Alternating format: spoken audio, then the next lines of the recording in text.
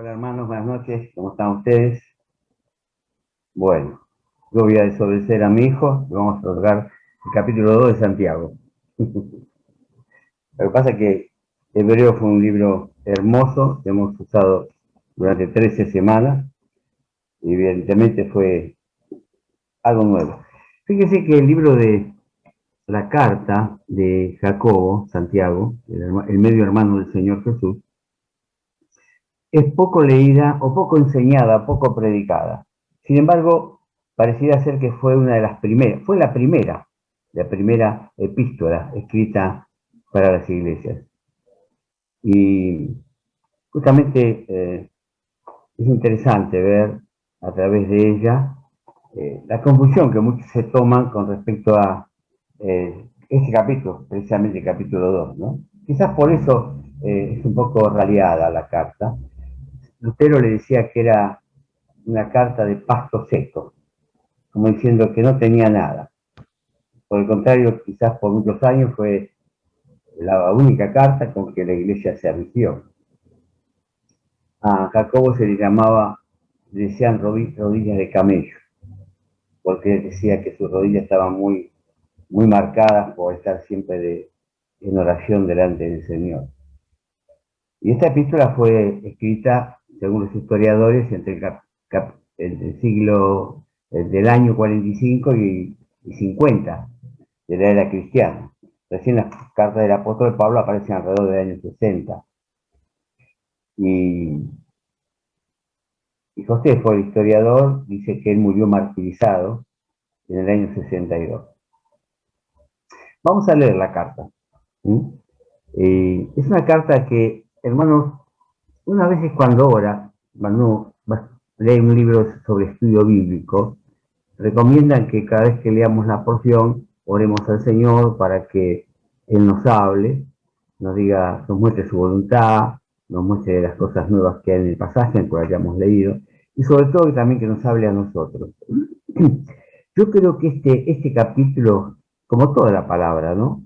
Pero este capítulo tenemos que verlo como un espejo, traerlo a nuestros días, traerlo a nuestros días. Y muchas referencias históricas, por supuesto, de aquel tiempo, y más aún del Antiguo Testamento, pero traerlo a nuestros días y meterlo en nuestra iglesia, y meterlo en mi vida, y sentirme yo, que Santiago me habla a mí, que el Espíritu Santo me está hablando a mí, que no mire para otro lado. Y quiero decirles, hermanos, que el Señor me habló a mí a través de este capítulo, y sentí mucha vergüenza. Y he visto que hay muchas cosas que las tenía por norma, por práctica natural, y sin embargo hay cosas que hay que corregir. Vamos a leer el capítulo, hermano. Fíjense que en todas las Biblias siempre, aunque no forma parte del original, se titulan los capítulos o los párrafos de los capítulos. Este primer párrafo hasta el versículo 13, yo he encontrado en muchas versiones las distintas formas de enunciarlo. Amonestación contra la parcialidad. La prueba del amor fraternal. Advertencia contra la discriminación. El pecado de la parcialidad. Prohibición del favoritismo. Una fe genuina no tiene prejuicios. Comenzamos del versículo primero. Hermanos míos, que vuestra fe en nuestro glorioso Señor Jesucristo sea sin acepción de personas. Porque si en vuestra congregación entra un hombre con anillo de oro y con ropa espléndida, y también entra un pobre con vestido andrajoso, y miráis con agrado al que trae la ropa espléndida y le decís, siéntate tú aquí en buen lugar, y decís al pobre, estate tú allí en pie o siéntate aquí en cualquier lugar, debajo de mi estrado. ¿No hacéis distinciones entre vosotros mismos?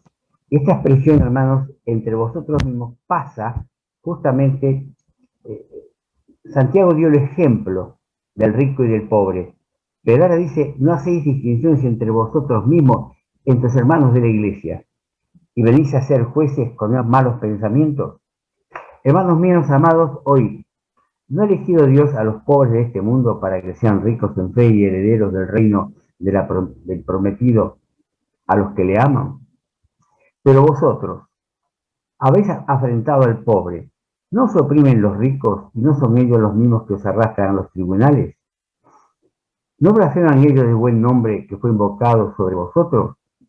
Si en verdad cumplís la ley real conforme a la Escritura, amarás a tu prójimo como a ti mismo, bien hacéis. Pero si hacéis acepción de personas, cometéis pecado y quedáis convictos por la ley como transgresores, porque cualquiera que guardare toda la ley, pero ofendiere en un punto, se hace culpable de todo. Porque el que dijo, no cometerás adulterio, también ha dicho, no matarás. Ahora bien, si no cometes adulterio, pero matas, ya te has hecho transgredor de la ley. Así hablad, así haced, como los que habéis de ser juzgados por la ley de la libertad. Así hablad y haced los que estáis juzgados de ser por la ley de la libertad. Porque juicio sin misericordia se hará con aquel que hiciere misericordia, y la misericordia triunfa sobre el juicio. Ahora entra otro párrafo, del versículo 14 en adelante. Fe sin obras es muerta. La prueba de las buenas obras y la fe se muestra con los hechos. Hermanos míos, ¿de qué aprovecha si alguno tiene fe y no tiene obras? ¿Podrá la fe salvarle? Y si un hermano o una hermana están desnudos, eh, perdón, hermano, si una hermana o hermano están desnudos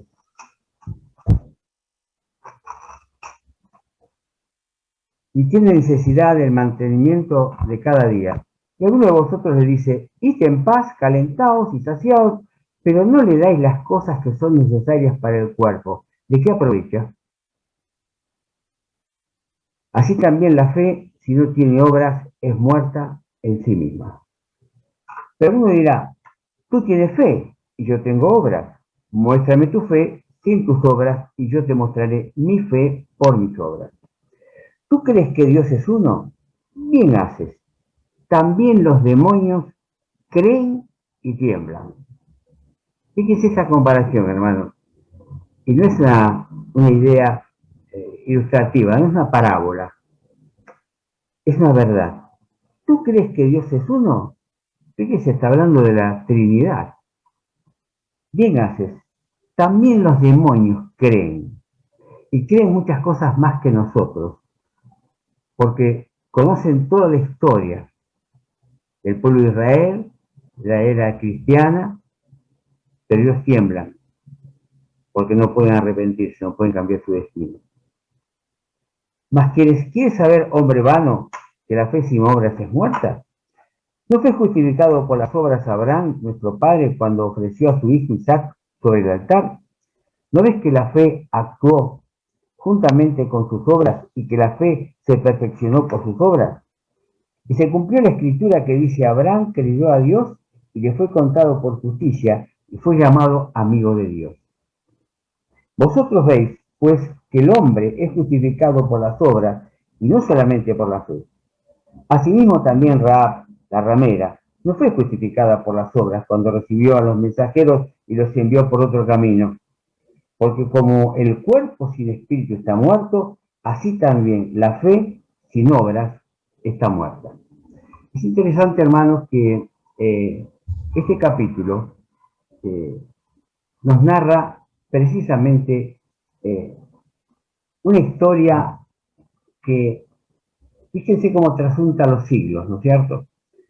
Santiago, conocedor de la palabra, sin duda, la mayoría de los apóstoles, aunque fueran pescadores, luego ellos conocían el Antiguo Testamento porque era lo que enseñaron en las sinagogas cuando eran niños. ¿Cómo empieza este capítulo? Nos habla de la divinidad del Señor Jesucristo. Nos habla del Señor glorioso Jesucristo. Fíjense que hace referencia a este primer capítulo de Hebreos, un capítulo que hemos leído hace muy poco, hemos estudiado, capítulo 1, versículo 3 de Hebreos. Fíjense qué referencia interesante que pone también de relieve esta verdad, ¿no? La divinidad del Señor. Dice el capítulo 1, versículo 3.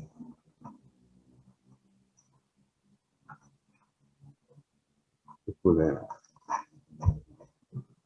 el cual, siendo el resplandor de su gloria y la imagen misma de su sustancia, y quien sustenta todas las cosas con la palabra de su poder, habiendo efectuado la purificación de nuestros pecados por medio de sí mismo, se sentó a la diestra de la majestad en las alturas. Y esta carta, hermanos, posiblemente haya sido escrita pocos años antes de la destrucción del año 70 de Jerusalén. ¿Cierto? Así que ya el Espíritu Santo reveló a Santiago acerca de la divinidad del Señor. La fe sin acepción de personas. El ejemplo del versículo 2 al 4 se trata del nivel social, pero también se aplica a razas, géneros, edad, nivel de educación, apariencia. Esto es algo que justamente ahora con la nueva ley de discriminación están pasando publicidades, esas expresiones que nosotros tenemos. Esto más que nada marca últimamente la diferencia entre el hombre y la mujer, el abuso del hombre en ignorar a la mujer en sus posibilidades profesionales, académicas, darle un lugar como persona muchas veces, ¿no? Se la trata como objeto sexual. Y hoy está sumamente castigado justamente ese tipo de delitos, ¿no es cierto? Pero, hermanos, creo que hoy también se aplica en nuestras iglesias a discriminar a alguien porque tiene una diferente manera de ver las cosas o tiene diferente opinión de la nuestra. Esta novia, esta conducta que se ve como se evita saludar. Hay hermanos que no se saludan. ¿Usted es un hermano o una hermana que no saluda a otros hermanos? No se lo digo yo, no se lo pregunto yo. Pregúnteselo usted mismo, me lo pregunté hago yo mismo. Si yo evito saludar a algún hermano al terminar la reunión, hablar, no se le tiene en cuenta, se pasa al lado, sin mirarlo, aunque el otro hermano quizás nos esté mirando con la mirada, nos está viendo con sus ojos, nos está acompañando en nuestro paso. Y hasta mirar al hermano o a la hermana sin decir nada. Y como se dice en nuestros días, una expresión no académica, se lo ningunea, se lo trata como ninguno. Esto tiene una explicación psicológica. ¿Quién hace esto? Sí, es un problema espiritual, lo vemos acá. Pero hay problemas espirituales que afectan la mente. Como así hay problemas mentales que afectan el cuerpo, y se habla de enfermedades psicosomáticas, el estrés, por ejemplo, que estamos padeciendo todos, desemboca en enfermedades o acrecienta enfermedades existentes. Esos son psicosomáticas. La otra es la enfermedad somatopsíquica, o sea, cuando se aparece un cáncer a mí, evidentemente mi mente cambia totalmente. Mi forma de pensar la vida cambia totalmente. Hay enfermedades también espirituales, psicológicas. Y esta es una, porque es un pecado. Pues también es psiconeumática, valga la expresión. ¿Por qué? Porque las personas que actúan de esta manera, que hacen una distinción, una discriminación, que no se saluda con una persona, que no es capaz de enfrentarla y decirle, quiero conversar con vos porque hay algo que pasa entre nosotros, o por lo menos me pasa a mí contigo. Tenemos que ser sinceros, porque siempre cuando hay un problema, una discusión, siempre tratamos de volcar la culpa en el otro. Y nosotros somos las víctimas. Realmente que actúa de esta manera, discriminando en cualquier orden del mundo y de la vida, tiene un gran complejo de inferioridad y el temor a la competencia, el temor a que el otro surja y me haga sombra. En vuestra congregación, en aquel tiempo la iglesia se reunía en la sinagoga los domingos, como los judíos se reunían del viernes a la noche hasta el sábado a la tardecita, a la noche también. Los domingos no asistían al primer día de la semana, entonces la iglesia se reunía en la sinagoga. Pero luego, al pasar el tiempo y al crecer las iglesias, los creyentes, mejor dicho, se reunían en las casas. Por eso el apóstol Pablo, al despedirse en la carta a los romanos, nombra por lo menos la iglesia en 3 casas. Y están Romanos 16:5, Romanos 10, 16, 10 y 11. Y en la iglesia es en la casa de Priscila y Aquila, de Aristóbulo y de Narciso. Seguramente habría más casas también, ¿no es cierto?, en otros lugares que no fuera Roma. Y fíjense, hermanos, siéntate aquí. Supongamos, no va a pasar, justamente no pasa en nuestra iglesia que entre alguien con ropa espléndida y anillos de oro.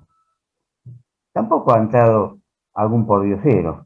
No lo hemos visto. En tantos años que hemos estado en la iglesia, puede ser una persona humilde, que haya venido porque pasó y hasta podía llegar a tener hambre y se le dio algo. Ha pasado esto en las reuniones de jóvenes, que había un vecino que aparecía siempre, un joven que aparecía en la parte de la merienda, de la social. Pero justamente este es un ejemplo extraño para nuestros días. Pero podría ser, quisiéramos esa distinción, porque pareciera que fuera importante alguien que esté bien vestido para que venga a la iglesia. Pero sin embargo dice, no hacéis distinción entre vosotros mismos y venís a ser jueces, versículo 4, con malos pensamientos. Fíjese cómo hace referencia la palabra también en Samuel 16:7. Y Jehová respondió a Samuel, no mire su parecer, ni a lo grande de su estatura, porque yo lo desecho. Porque Jehová no mira lo que mira el hombre, pues el hombre mira lo que está delante de sus ojos, pero Jehová mira el corazón. Jehová mira el corazón. Y hermanos, en este pasaje lo que vemos es algo que nos llama la atención. Y es que el Señor siempre se acercó a los pobres. Y los ricos se acercaban a Él, pero no con el propósito de compartir sus riquezas. ¿Se acuerdan del joven rico? Justamente cuando el Señor veía en él un potencial, como en el caso de Zaqueo, que sería rico, porque era un recaudador de impuestos y cobraba más de la cuenta, más de lo que rendía el Imperio Romano, él se lo quedaba y perjudicaba a su pueblo.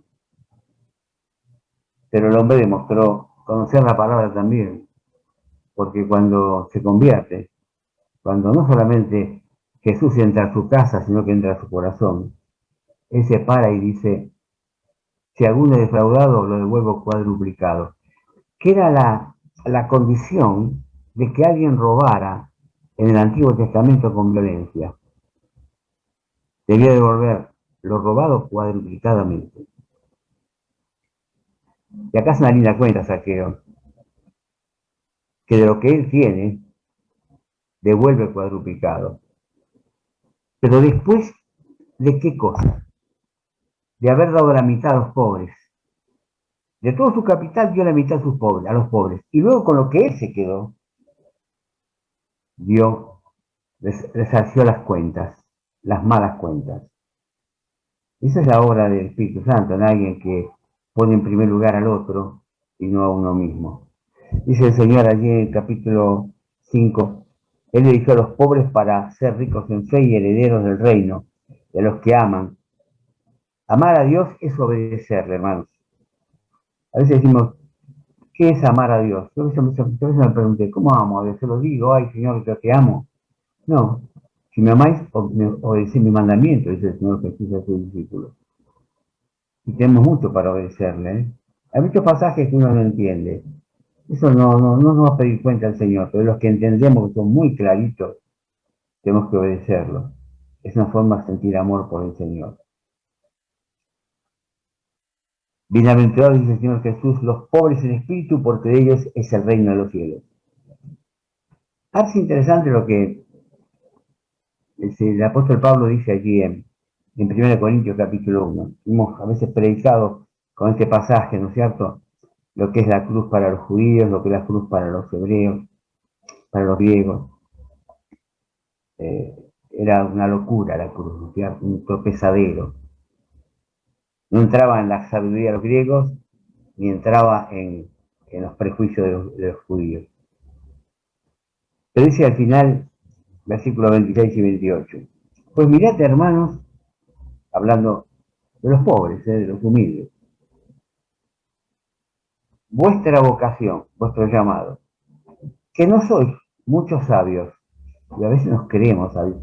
Y fíjese, este pasaje no lo hacemos nuestro. Generalmente ese pasaje lo proyectamos hacia afuera, hacia otras personas, o pensamos en la época en que el apóstol Pablo lo escribió, pero me está hablando a mí, me está hablando a mí, que a veces creo que me las sé todas, que yo soy un súper sabio. Yo puedo conocer la Biblia de pe a pa, puedo recitarla, sin embargo no puedo no vivirla. Y puedo estar prendido a un texto y vivirlo, como Gálatas 2:20. Con Cristo estoy juntamente crucificado y no vivo ya yo. No estoy esperando qué siento y qué deseo yo para vivirlo, mas vive Cristo en mí. Esa vida, la vida de Cristo.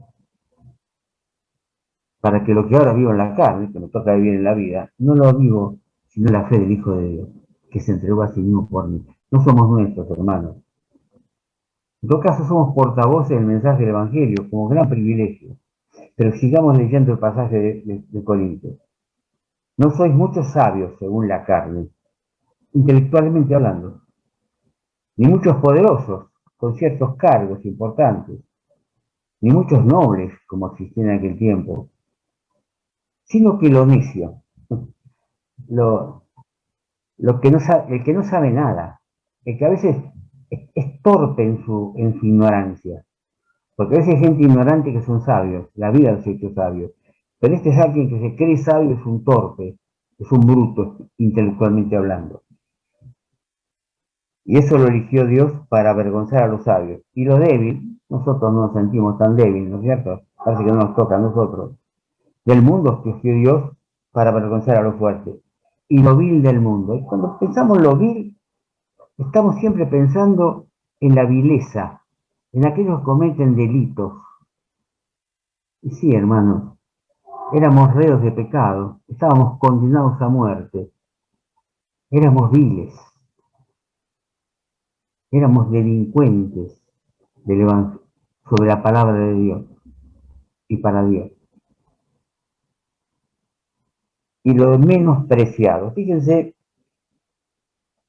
cuando hablábamos de el tema de la misericordia de Dios, la misericordia se expresa sobre las personas que no pueden hacer nada por sí mismas, que son miserables. Por eso Dios obra la misericordia con el pecador. Lo menospreciado, dice, escogió Dios y lo que no es, no existimos. Aquí nosotros mismos deberíamos ningunearnos, no creernos que porque tenemos un título, porque tenemos un coche último modelo, o porque tenemos una casa hermosa, fruto de nuestro esfuerzo, cuidado. Somos alguien, no somos nada. Seguimos estando muertos juntamente con Cristo. La dificultad es que Cristo tiene que vivir en mí y yo no lo dejo. Vivo yo siempre conmigo y yo decido mis cosas. Y al final cuando decido las cosas le pido a Dios que la bendiga. Si hay un proyecto en mi vida, está bien. Somos seres inteligentes, intelectuales, espirituales. Hay vocación en nosotros. Pidamos a Dios que nos guíe, nos oriente en lo que debemos determinar y hacer y decidir. Porque no somos nuestros. Los ricos oprimen y hacen juicio, dice. Hay ricos que han puesto su riqueza, lo hemos visto hasta muy cercanamente en nuestras iglesias, que han puesto lo que Dios ha provisto para la obra del Señor. Como también hay pobres que son avaros y son egoístas.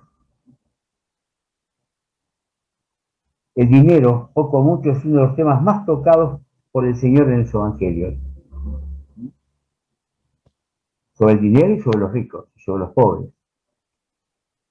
Haced tesoros en los cielos, donde vuestro tesoro está seguro y estará allí en nuestro corazón. Donde esté nuestro corazón está nuestro tesoro. ¿Dónde está nuestro corazón? En los proyectos de mi vida. Y cuando yo ya tengo hijos grandes, en los proyectos de la vida de mis hijos, ayudándoles a que logren sus objetivos. Y siempre estamos acá, siempre estamos en la tierra, con los ojos en la tierra. No somos terrenales, somos ciudadanos del cielo. Hemos comentado que 3 hermanos han partido de la presencia del Señor, 2 ancianos y un evangelista. No estaban enraizados a la tierra. Ninguno de nosotros deberíamos estar, bueno, el día que el Señor nos llame, por más raíces que hemos echado, la espada del Señor cortará las raíces y nos llevará. Porque podemos ser creyentes materialistas. Pero el Señor nos dice que sí, vivamos con los pies en la tierra, tomando realidad y conciencia de lo que nos rodea, pero con una esperanza viva, donde proyectamos sobre la vida cotidiana la fe en Jesucristo. Qué texto tremendo el 1 Timoteo 6. Pablo escribe, porque la raíz de todos los males, no de algunos de los males, es el amor al dinero, no el dinero. El dinero, al contrario, cuando lo obtenemos, en primer lugar es para Dios. ¿Por qué nos lo da? No es nuestro. ¿Sí? Y contentos con lo que tenemos, hermanos. Contentos con lo que tenemos, con lo que Dios ha dado. No sé, cada uno sabrá si lo que tiene o poder tener más porque tiene poco y poder tener más porque el Señor lo determina así y quiere que vivamos de esa manera. O porque también yo me podría haber esforzado un poquito más y no lo he hecho. No sé, eso es algo tuyo, mío, con el Señor. Pero yo tengo que contentarme cualquiera sea mi situación, dice el apóstol Pablo. Y miren que Pablo la pasó, ¿eh? Y vivía sostenido por la iglesia más pobre de todas las iglesias de Asia Menor, la de Macedonia, la de Filipo. Pobrísimos. Cada tanto le enviaban algo.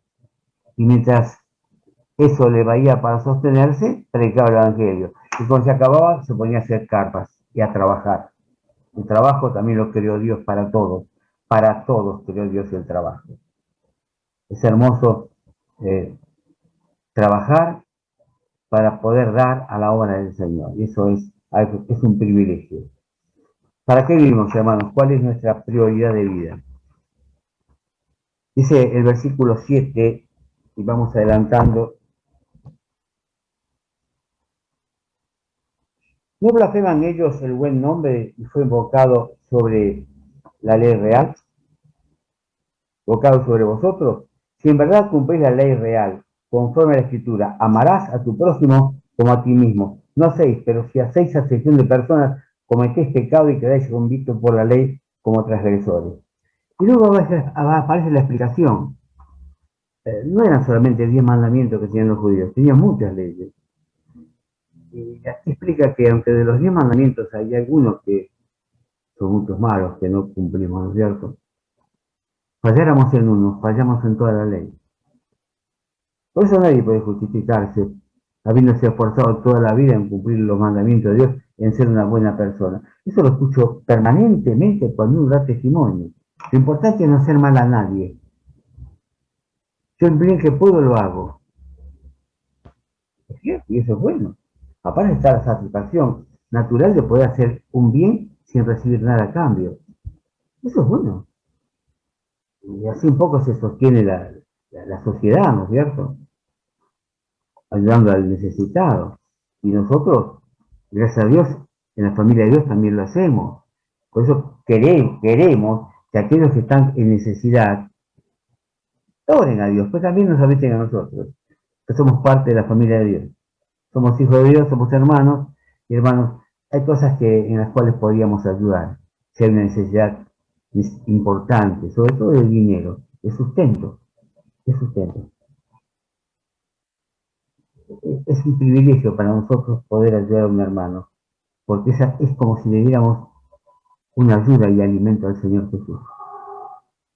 El Señor, Él nos lo dijo así. Versículo 11, porque el que dijo, no cometerás adulterio, también ha dicho, no matarás. Pero ahora bien, si no cometes adulterio, pero matas, ya has sido hecho transgresor de la ley. Y así sigue, hermanos, mostrándonos que justamente la misericordia del Señor se sigue mostrando en aquellos que reconocen su debilidad y su pecado. Pasamos a la segunda parte, la prueba de las buenas obras. Esto arranca del capítulo, del versículo 14, ¿no es cierto? También se le puede llamar una fe genuina produce buenas obras.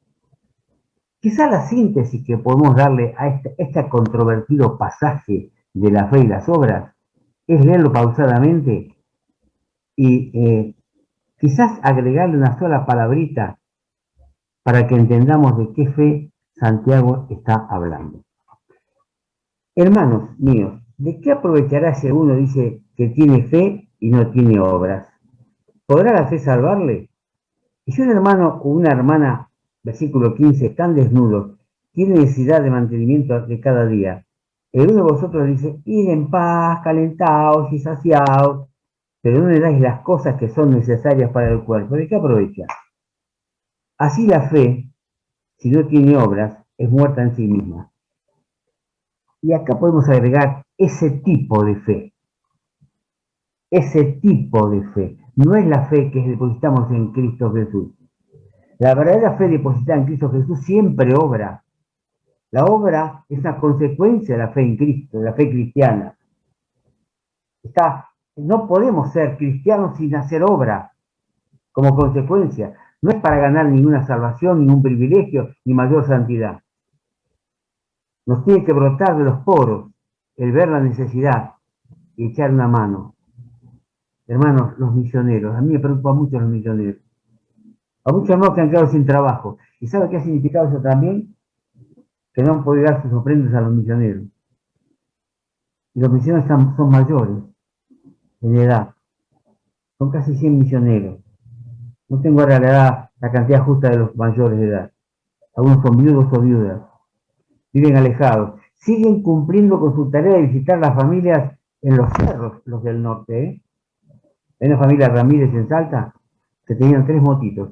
Se iban con los 5 hijos a visitar a la familia llevando alimentos. No tenían recursos ellos. Estuvieron rogando por una camioneta. Ya tiene una camionetita. No es nueva, ¿eh? Tiene algunas cositas que hay que arreglar. Pero nunca pidieron nada. Contaron que iban con 3 motonetas nada más. Se metían en la selva salteña, contentos contando cómo el Señor, además de llevar el pan a esa gente, les llevaba el mensaje de salvación. Esa gente los esperaba. Y saben que ellos dicen, no se esperaban solamente por la comida, nos esperaban por la palabra del Señor. La familia Ramírez. Oremos por estos misioneros, hermanos. Así también la fe, si no tiene obras, es muerta en sí misma. Pero alguno dirá, tú tienes fe y yo tengo obras. Muéstrame tu fe sin obras y yo te mostraré mi fe por mis obras. ¿Tú crees que Dios es uno? Bien haces. También los demonios creen y tiemblan. Fíjese esto, hermano. ¿Tú crees? Nosotros creemos que Dios es uno, Padre, Hijo y Espíritu Santo. Creemos en la Trinidad. Hay sectas que pretenden usar la palabra de Dios y no creen en la Trinidad. No manifiestan la palabra. Aunque la palabra Trinidad no está en la palabra. Pero saben que los demonios creen, como decíamos antes, más cosas que las que creemos nosotros. Y tiemblan porque la fe que tienen ellos, la creencia que tienen ellos no los salva. No son criaturas redimibles. Son seres que se han levantado contra la soberanía y la realeza y el poder del Señor, allí en la lejana historia del pasado. Y fueron destituidos de la gloria de Dios. Satanás y sus demonios.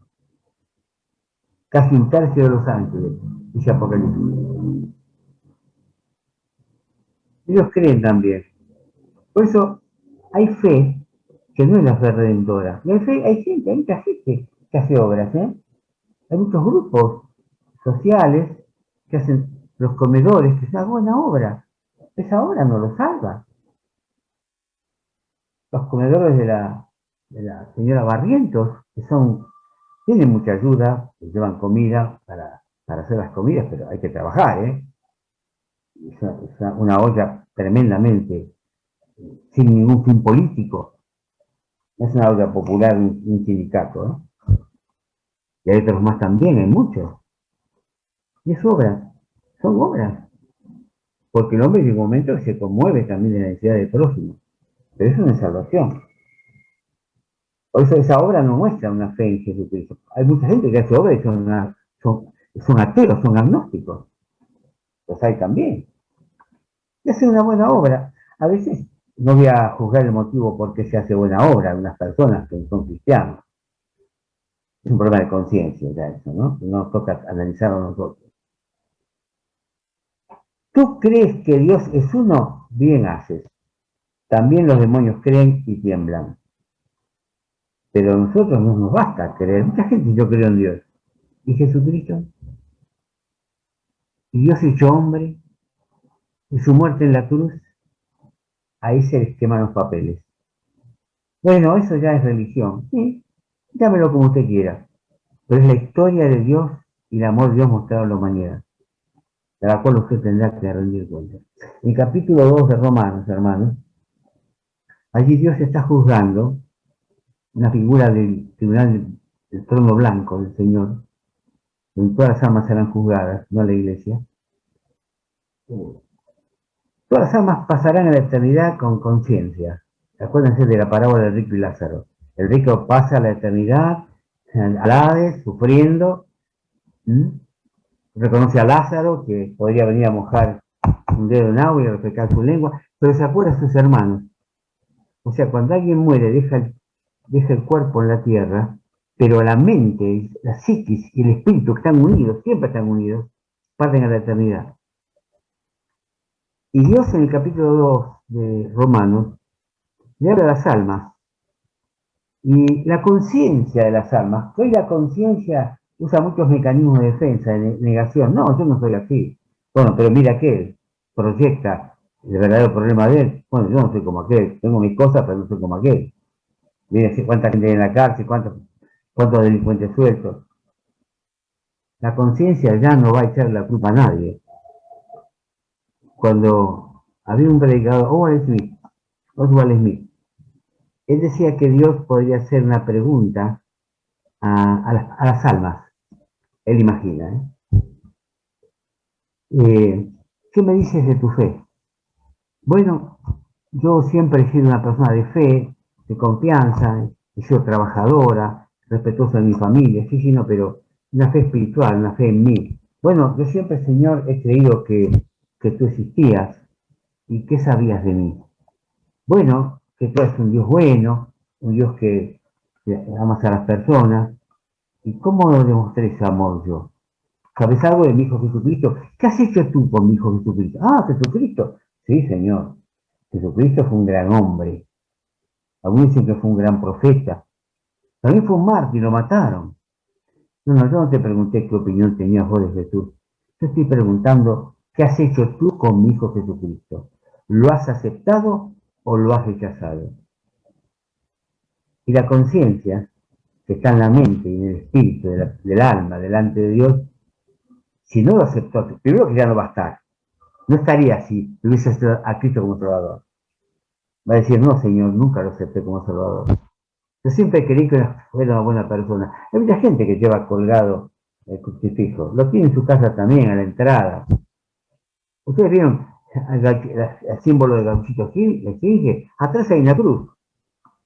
Yo tengo una historia con un joven con esa cruz de Gauchito Gil. Le pregunté si Gauchito Gil había muerto por él en la cruz. Me miró con los ojos grandotes. Y ahí pude hablar. Corría Gauchito Gil y le abrí de la cruz de Cristo. Hermanos, la fe genuina es la depositada en la obra redentora de Jesucristo.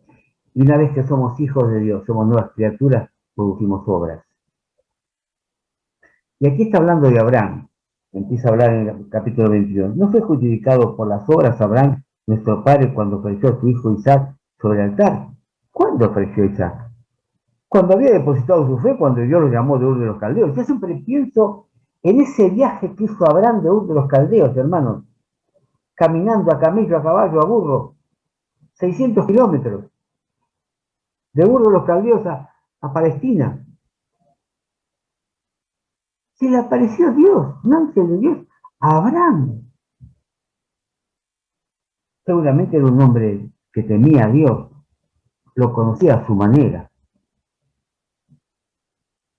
La obra que significó entregar a su Hijo Cristo fue respuesta de su fe, en que el Señor le había hecho una promesa, que su Hijo iba a ser la cabeza de una gran población, un gran pueblo, y sería de bendición para todos los pueblos de la tierra.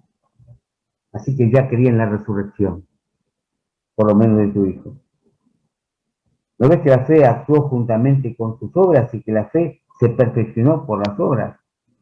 Por eso Abraham aparece en la lista del capítulo 11 de Hebreos. el amigo de Dios. Es el único que se le llama amigo de Dios, porque es una fe que genuina, profunda, cercana a Dios. Yo no tenía la palabra de Dios escrita como la tenemos nosotros. Yo a ustedes les leí lo que muchas versiones tienen como subtítulo algunos párrafos. Gracias a Dios tengo muchas versiones, hasta católicas también. Y eso no me salva. Estar empapado de la palabra de Dios, de las hojas de la Biblia, no me salva. Solamente creer en que Dios me amó y entregó a su Jesucristo por mí en la cruz del Calvario y me hizo nueva criatura. Yo estoy luchando con mi viejo hombre, no dejando vivir a esa nueva criatura. Parece ser que Pablo dice allí, ¿no es cierto?, que nuestro viejo hombre fue crucificado juntamente con Cristo y con él fuimos sepultados. Cristo resucitó, pero el viejo hombre quedó sepultado. Pero ¿cómo es que a veces nos comportamos de una manera que parecía que no tenemos nueva vida? Volvemos a los primeros versículos, en la discriminación que hacemos con un hermano. Parece que fuéramos al sepulcro, removiéramos la tierra y sacáramos el cadáver de nuestro viejo hombre, lo montáramos sobre nosotros a nuestras espaldas para poder hacer cosas malas. Esa figura la usó Watchman Nee en la vida cristiana normal. Si consiguen ese libro, léanlo. Es cortito. La vida cristiana normal. El estudio de Romanos capítulo 6. Vosotros veis, pues, que el hombre es justificado por las obras y no solamente por la fe. Asimismo también Rahab, la ramera, ¿no fue justificada por las obras cuando recibió a los mensajeros y los envió por otro camino? Esa fue la obra. Pero Dios le mostró la fe en esos hombres de una manera que a veces no explico cómo. Se creyó a esos dos hombres. Ponían en peligro su vida y su familia. Porque como el cuerpo sin espíritu está muerto, así también la fe sin obras es muerta. Y es así. No está enfrentado Jacobo con Pablo, para nada. Habla de la verdadera fe. La fe que no hace obras no es fe en Cristo. Es una fe. Por eso hay gente que cree muchas cosas, muchísimas cosas. Y a veces les hace con mucho sacrificio esa fe. Pero esa fe nos salva. Que Dios bendiga, hermano. Y nos haga leer cada párrafo de la palabra de Dios, siguiendo la escritura de Santiago, como para nosotros, como un espejo. Yo me he visto mucho en el capítulo 2, me he visto mucho. Y he tenido que pedir perdón a Dios. Que Dios nos bendiga.